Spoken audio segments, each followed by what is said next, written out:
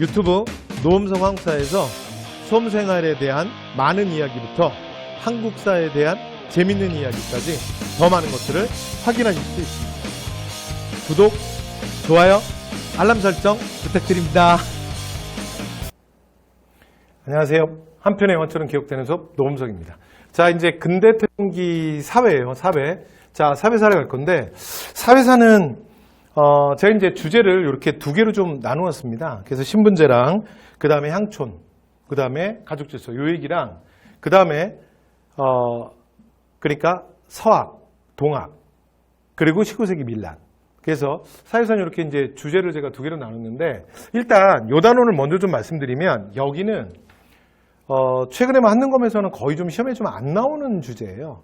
그래서 여러분 너무 이렇게 막 이렇게 하실 필요 없을 것 같아요. 그래서 가장 중요한 포인트만 제가 좀 말씀을 드리도록 하겠습니다. 그래서 사회사는 요 주제 말고 테마 40이 더 중요합니다. 자, 그럼 시작해 볼게요. 신분제의 변화. 자, 그러니까 조선 후기에 외란이 끝나고 나서 정부가 그 재정 압박을 받으면서 공명첩 납속책. 그래서 들어보셨죠?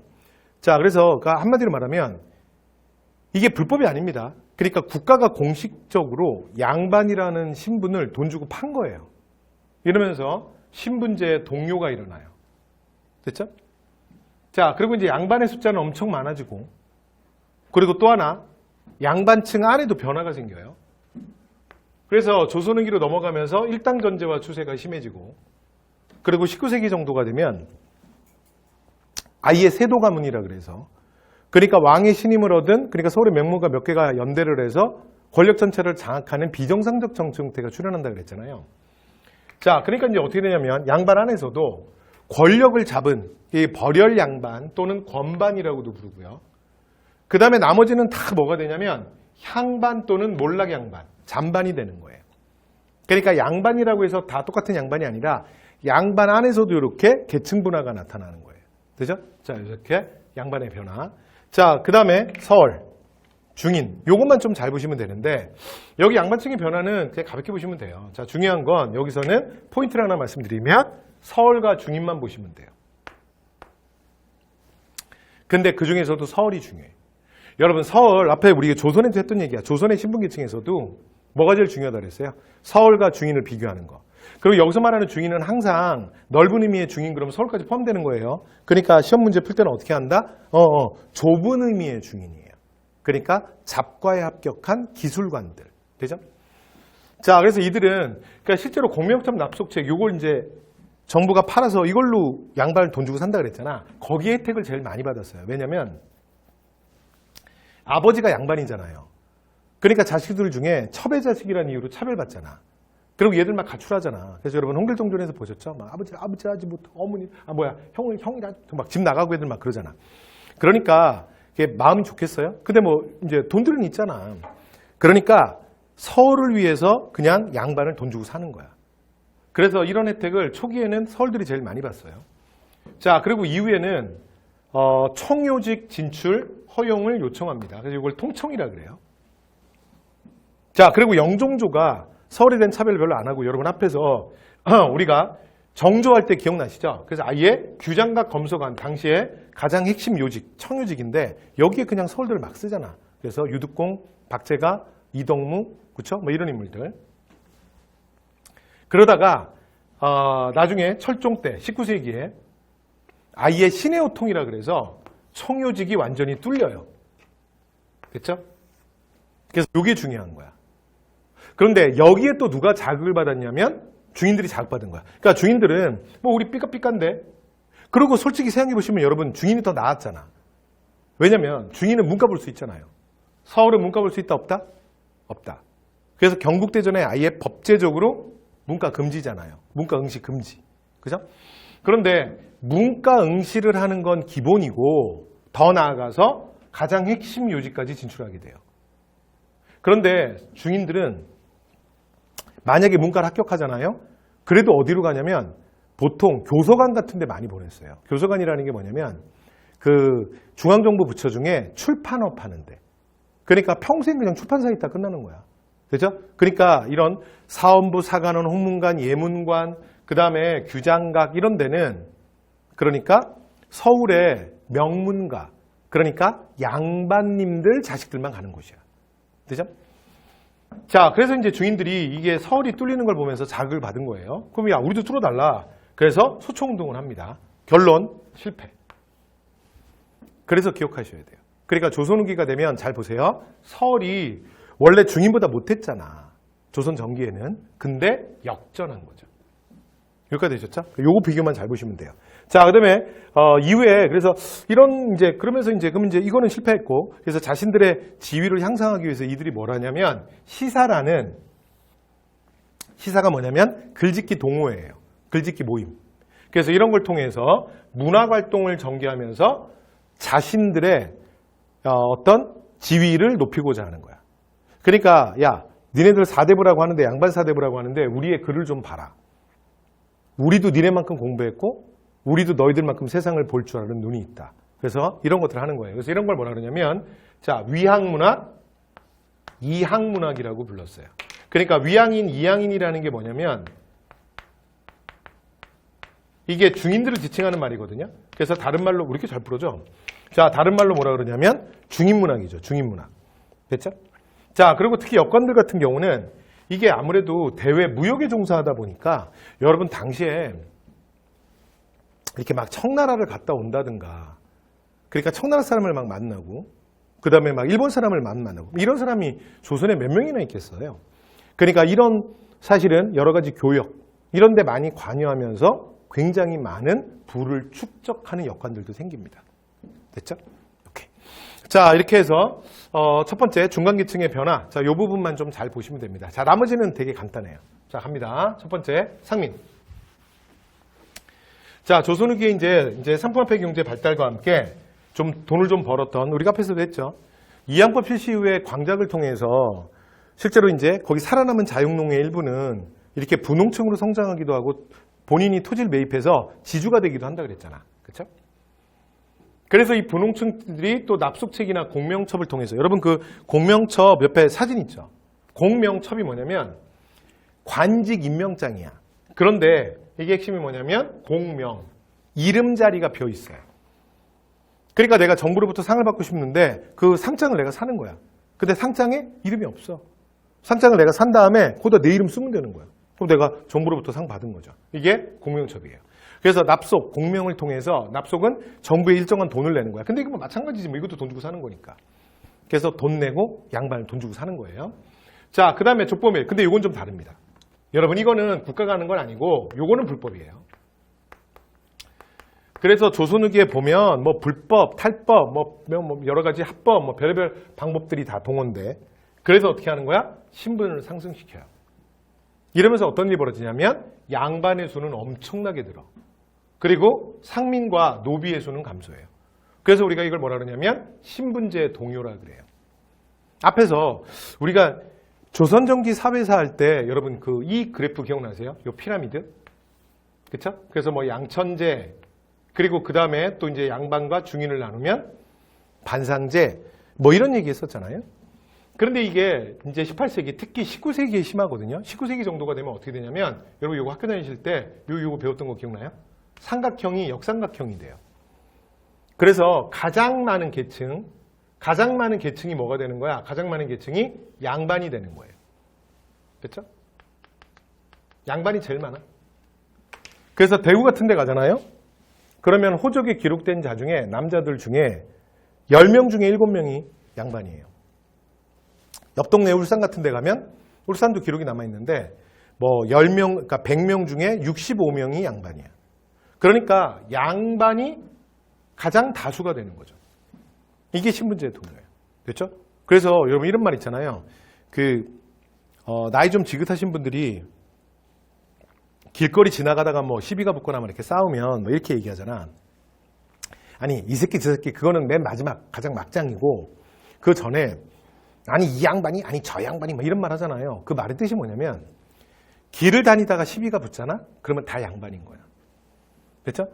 그러니까 상민이 더 귀해진 거죠. 양반이 제일 많은 거야. 전 인구의 60% 70%니까. 그래서 만약에 누군가에게 당신은 양반이 아니에요. 당신은 상민이에요. 이렇게 부르잖아요. 그러면 이게 욕이 되는 거예요. 됐죠? 왜냐면 다 양반인데 너만 양반이 아니잖아. 그래서 18, 19세기에 만들어지는 욕이 뭐냐면 쌍놈이라는 욕이야. 원래 쌍놈은 잘 생각해 보시면 놈이 그 놈자, 그러니까 사람이라는 뜻이잖아. 그러니까 상민이라는 뜻 아닙니까? 근데 상민이 가장 흔한 사람인데 뭐가 욕이야? 욕이야. 18, 19세기는 욕이 되는 거야. 됐죠? 그래서 이걸 뭐라 그런다? 신문제의 동요. 됐죠? 네. 요것만 그냥 들어두시면 돼요. 별로 어려운 얘기 없죠. 그 다음에 천민. 대부분 이제 그 노비들인데 군공이나 납속을 통해서 신분 상승해요. 그러니까 여러분 아까 우리가 납속책 했잖아요. 이 납속이요. 이게 서얼이나 농민만 해당되는 게 아니라 이거 노비도 됩니다. 노비도 납속을 통해서 양반을 돈 주고 살 수 있어요. 됐죠? 여러분 특히 외고노비 같은 경우에는 막 재산 축적하는 노비들도 있다 그랬잖아. 그렇죠? 그리고 또 하나 도망가는 거야.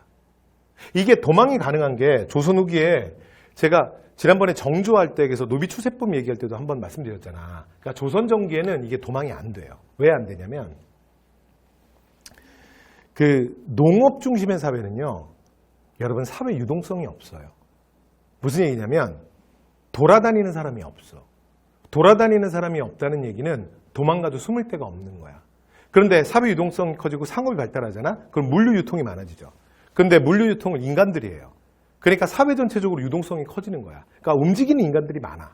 그러니까 노비들 입장에서도 이게 도망갈 만한 거야. 이해됐죠? 그래서 도망노비들도 증가해.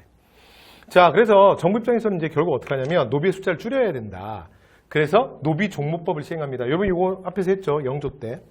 네, 말씀드렸던 것 같아요. 원래 노비는 일천직천인데 자, 영조 이후에는 노비의 신분은 누구를 따른다? 엄마를 따른다. 그래서 원래는 엄마든 아빠든 한쪽만 노비 피가 섞여 있으면 일천직천에 의해서 무조건 노비가 되는 거잖아. 근데 그게 아니고 아버지가 노비인데 어머니가 양인이야. 요 사이에서 내가 태어났어. 그러면 저는 엄마의 신분을 따라서 양인이 되는 거야. 됐죠? 그러니까 노비의 숫자를 줄여주는 효과가 있겠죠. 그죠? 자, 그 다음 순조 때, 이것도 지난번에 했네요. 원래 정조가 하려고 했던 거. 그래서 공노비 6만 6천 명을 다 해방시킵니다. 됐죠? 네, 그래서 노비도 점점 귀해지는 거야. 점점 없어져 가는 거죠. 자, 향촌지서 갈게요. 자, 배경. 자, 배경은 경제력의 약화로 양반의 권위가 떨어지고 분홍은 그래서 새로운 지배계층으로 등장하게 됩니다. 자, 이러면서 무슨 일이 벌어지냐면 향촌사회 주도권을 놓고 구우 세력과 새롭게 등장한 신흥 세력 이 둘 간의 권력 쟁탈전이 벌어져요. 그걸 뭐라 그러냐면 향전이라고 합니다. 여러분 이거 디테일하게 모르셔도 돼요. 이쪽 잘 안 나온다 그랬죠. 그러니까 뭐만 기억하시면 되냐면 이런 얘기가 나오면 신분제가 무너졌다, 양반이 이제 많아졌다, 그 창촌사회에 뭐 싸움이 벌어진다, 그럼 이거 다 조선 후기다. 이것만 기억하시면 돼요. 간단하죠? 그래서 구향, 그러니까 기존 양반, 되죠? 원래부터 양반. 자, 그래서 구 양반이랑 뉴 양반. 그래서 분홍층. 근데 여기는 분홍층만 있는 게 아니라 그 다음에 뭐 상인들도 있고요. 그러니까 대상인 중에 자본의 축적을 통해서 뭐 양반 돈 주고 산 사람도 있고, 뭐 일명 이거 노비도 있다 그랬죠, 이 안에는. 그래서 향촌사회 주도권을 놓고 붙은 거야. 자, 요 과정에서 향회가 바뀌어요. 왜 그러냐면 대부분의 지역에서 분홍들이 더 많이 승리해요. 왜 그러냐면 분홍이 숫자가 더 많거든요. 그리고 또 하나, 실제로 분홍 중에는 경제력이 진짜 대단한 사람들도 있어요. 그러니까 기존에 남아있는 양반이 쪽수루나 경제적인 면에서나 이들 감당하기가 어려워. 그죠? 그래서 이제 이 신양들이 향회를 장악할 경우에 이들은 실제로 뭐 이런 거에 대한 개념이 없거든요. 그래서 어떻게 하냐면 수령이나 향리와 같은 관권과 결탁해요. 그죠? 그러면서 지방사회에 가면 수령과 향리들의 권한이 더 커져. 그래서 조선 후기에 특히 18, 19세기 이후에 그러니까 이제 탐관오리들의 횡포, 이 지방간들의 횡포가 되게 심해지는 이유가 이런 견제 세력이 없어진 거야. 그리고 새롭게 향회를 장악하고 새로운 향촌사회 주도권을 잡기 시작하는 신앙들은 그런 개념이 없어. 그러니까 예를 들어 내가 다음 주에 제가 동작구청장이랑 점심 식사 약속이 있거든요. 그리고 다음 달에는 나 서울시장 만날지도 몰라. 보세요. 그러면 저는 거기에 충분히 만족하는 거예요. 당신들 동작구청장이 누군지는 알아? 서울시장이랑 말이라도 한마디 나눠봤어? 근데 나 다음 달에 만날 수도 있다? 무슨 말인지 알겠어요? 나 다음 주에는 바로 동작구청장이랑 밥 먹는다니까. 여러분 여기에 그냥 충분히 만족하는 거예요. 아니 그 이동열 위해서 내가 어떤 의무를 지거나 뭐 그런 걸로 그걸 왜 생각해? 그게 뭐가 필요해? 이 뜻이죠. 그러니까 이 분홍층들은 오늘날 우리 표현으로 하면 그냥 졸부들이라고 이해하시면 돼요. 그냥 농사 짓고 땅 갖고 있다가 여기가 신도시로 개발되면서 그냥 아버지가 농사 지었던 거 그냥 물려받았는데 그냥 땅값이 올라서 그냥 400억이 된 거야. 그냥 800억이 된 거야. 난 아무 짓도 안 했는데 그냥 농사 짓는 농부였는데 무슨 말인지 아시겠죠? 그런 졸부 같은 사람들이에요.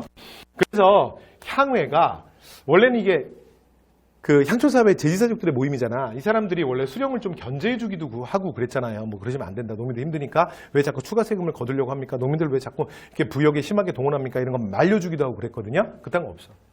그래서 세금 부과할 때 수령이 세금 부과해도 될까요? 그럼 이제 이 향후의 신양들은 뭐 개념이 없잖아요. 수령이 하고 싶대잖아. 동작구청장님께서 하고 싶대잖아. 그러면 하셔야죠. 저 노민들이 해야 될 할 게 뭐 있어? 이제 쟤네들이 뭐 세금이나 내야지. 무슨 말인지 이해되시죠? 자, 이렇게 되는 거예요. 자, 그다음. 자, 가족 질서.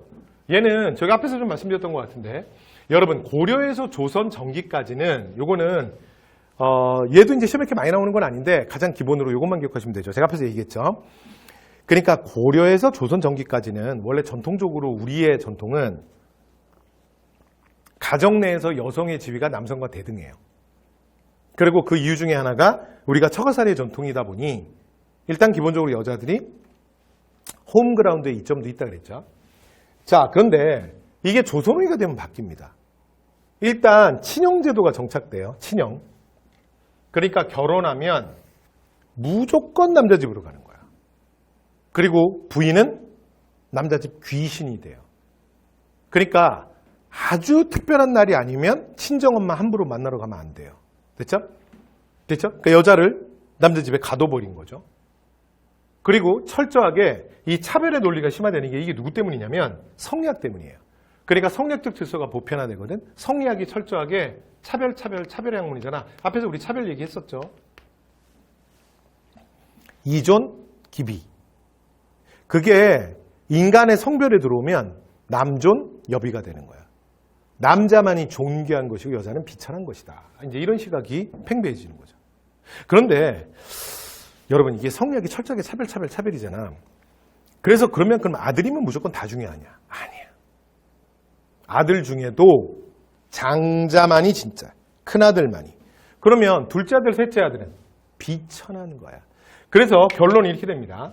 무조건 장자만 우대해요. 제사도 누가 지내냐? 무조건 장자가 지냅니다. 그래서 이걸 장자봉양의 원칙이라 그래. 됐죠? 자, 그리고 나면 무슨 일이 벌어지냐면 여러분 이게 제사라는 게 왜 중요하냐면 특정 자식이 제사를 독점한다는 건 부모님이 돌아가셨지만 그러니까 그 부모님을 내가 계속 모신다는 개념이야. 그래서 부모의 재산에 대해서도 가장 절대적 권한을 행사해요. 그래서 조선 후기 18, 19세기 막 뒤로 넘어가면 재산 상속에서도 거의 큰아들이 몰빵이에요. 됐죠?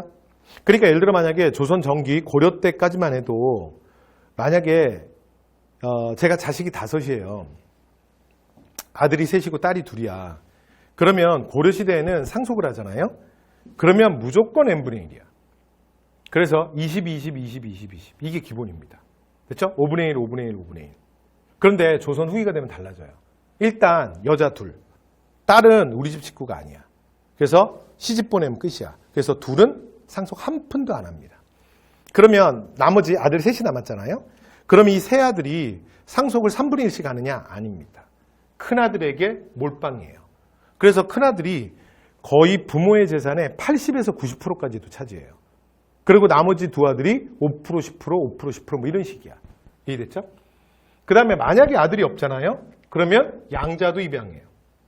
그래서 양자를 드리는 것도 보편화돼. 야, 그 여러분 생각해보면 진짜 잔인하지 않아?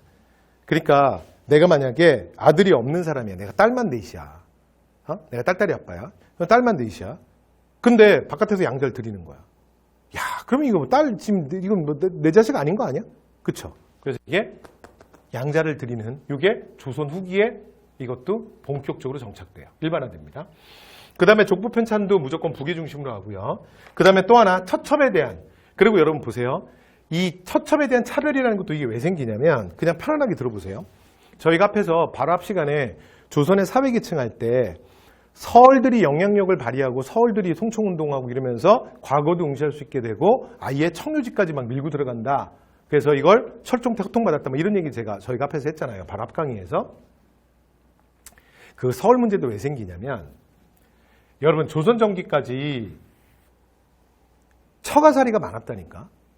그러니까 첩을 든다는 건 불가능한 거야. 여러분 생각을 해보세요. 여러분들이 남자인데 남편인데 당신들이 결혼을 결혼을 했는데 지금 여자네 집에 들어가서 처가살이를 해. 여러분 첩을 어떻게 드립니까? 첩 드리려면 누구랑 단판 줘야 돼? 장인어른이랑 단판 줘야 되잖아요. 내 장인한테 첩 얘기하는 순간 장인이 가만히 있겠어요? 날 그 자리에서 파묻을걸? 그러니까 첩이라는 건 왕족 또는 아주 최고층 귀족들 중에 정말 소수의 얘기야. 그러니까 첩이라는 게 거의 없는 거예요. 근데 조선 후기 17세기 이후에 친형제도가 정착되죠. 그럼 이제 남자가 홈그라운드가 됐지.